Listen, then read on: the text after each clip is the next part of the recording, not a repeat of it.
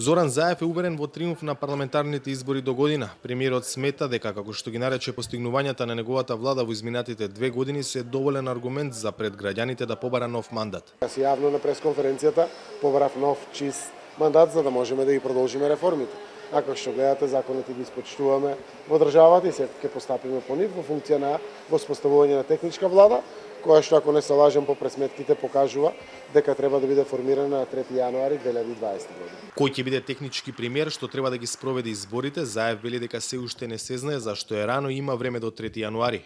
Наспроти неговиот оптимизам, опозицијата го тврди спротивното, дека социјалдемократите на 12 април ќе паднат од власт. На 3 јануари му завршува криминално-политичката кариера на Зоран Заев. Зоран Заев паѓа од власт и тоа е реалност, не чека обнова на Македонија и таа ќе се случи после 12 април од страна на новата влада предводена од ВМРО, ДПМН и коалицијата. Дел од земјите членки на Унијата неуспехот во Брисел за одредување датум за преговори што и доведе до договор за предвремени избори во земјава, се обидуваат да го реактуализираат прашањето на наредните состаноци на шефовите на дипломатиите. Едно од најгласните е Италија, која ќе ја посети премиерот Заев.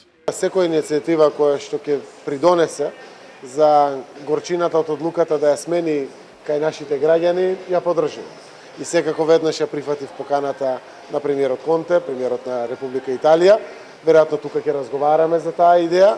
Знам дека Италија сака да организира или да направи една посебна иницијатива на следниот ГАК или Советот за општи работи, Советот на министрите, каде што повторно ќе го отвори ова прашање.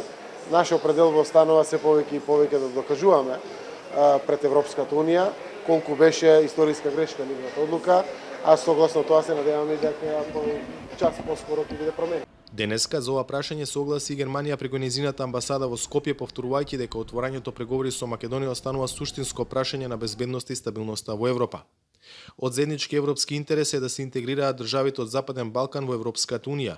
За ова да успее мораме да се држиме до нашите ветувања, европската перспектива, а новие земји заедно да ја спроведеме, се вели во соопштението на германската амбасада. За Гласот на Америка од Скопје, Владимир Мирчевски.